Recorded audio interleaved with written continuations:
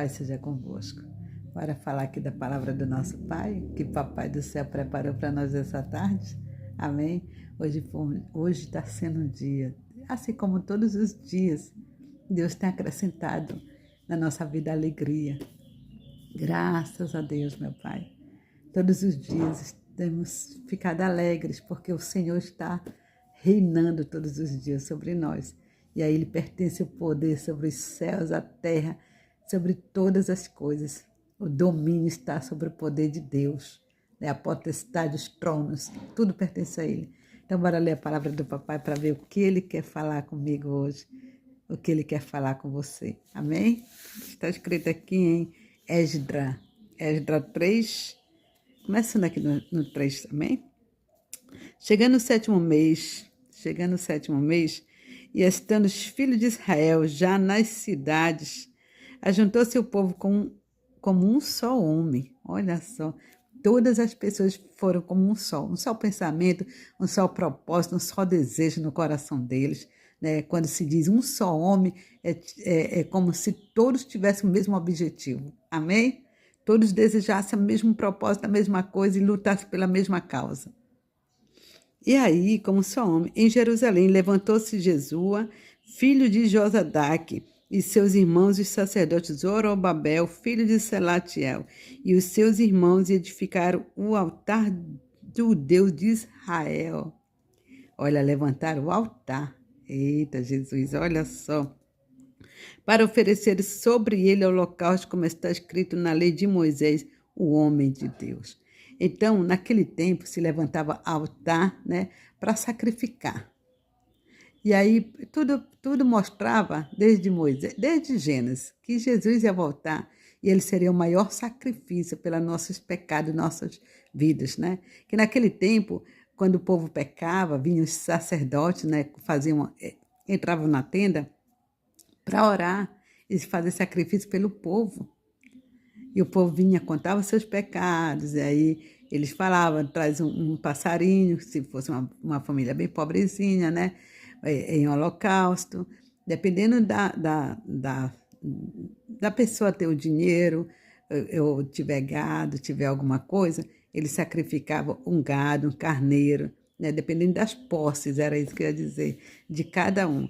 E aí Jesus, isso tudo mostrava para Deus. Por quê? Porque o povo, naquele tempo, olha só, eles se levantavam como um só homem, eles tinham um propósito, eles queriam fazer algo, né? Eles queriam fazer algo.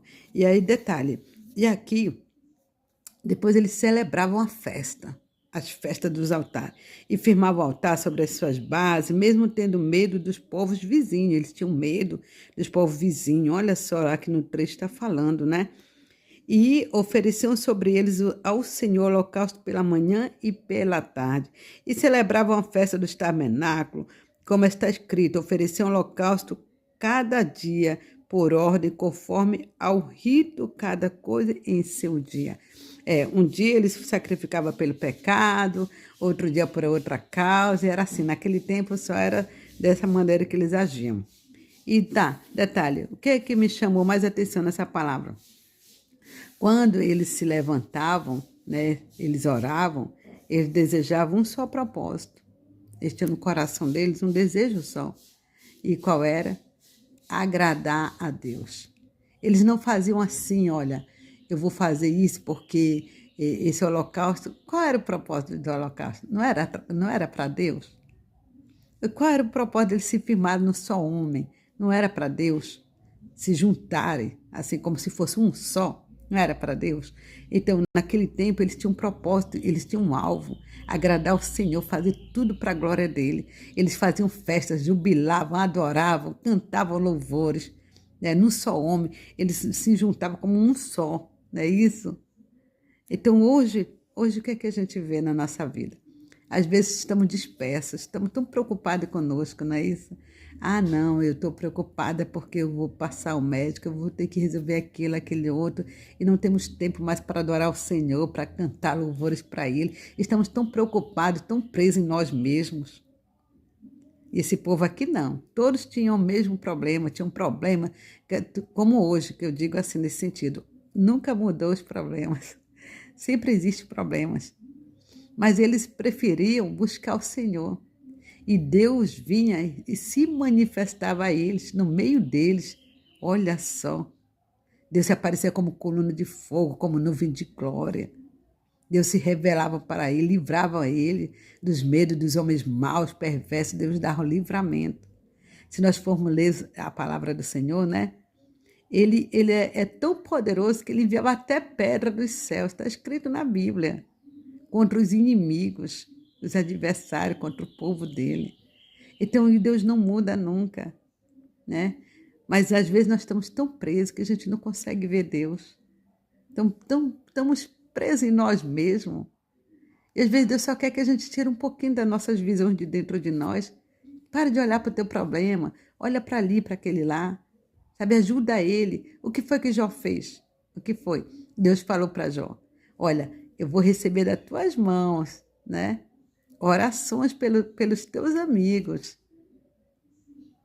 E quando Jó, na maior tristeza da vida dele, tinha perdido todos os filhos, a esposa tinha dito para ele, amaldiçoa esse teu Deus e morre, né?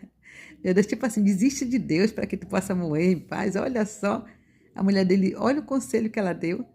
Ele, na maior amargura, perdeu 10 filhos, numa vez só.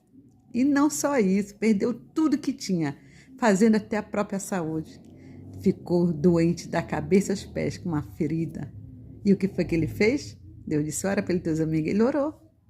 Ele não disse, Senhor, o que é isso que tu fala para mim? Não basta o que tu já me fez sofrer? Né? Ele não falou isso, não.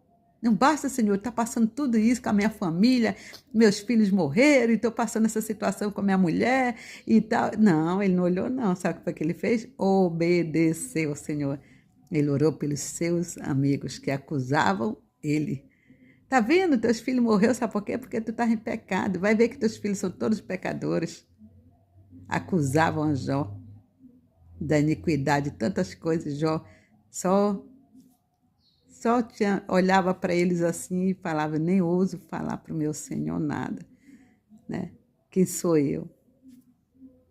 Do pó e da cinza. Eu saí nua eu vou voltar. E pronto, sabe assim? Não blasfemava contra Deus. E quando ele orava pelos seus amigos que acusaram ele, olha só, ele podia dizer, eu orar por eles que me acusaram? Não é isso? Me acusaram, desejaram mal, falaram mal dos meus filhos, já estão até mortos meus filhos, eles falam mal dos meus filhos, mal da situação, da desgraça que Jó estava vivendo. Jó não falou assim não, Jó falou, orou, obedeceu, e quando ele orava pelos seus amigos, Deus restaurou toda a sorte de Jó. E não só isso, deu vida de abundância, que ele morreu farto de dias, com outros filhos, deu família, deu pessoas maravilhosas na vida deles, os irmãos dele, voltou a ser amigos dele, sabe? Deus restaurou toda a família de Jó. Olha só, né? E é isso que falta para mim, é isso que falta para nós, não é isso? Eu acredito que isso falta para mim. E é assim, às vezes nós estamos muito preocupados com nós mesmos, estamos muito preocupados com o que a gente está passando, e às vezes tem pessoas do nosso lado que estão passando uma situação muito ruim, e nós estamos só olhando.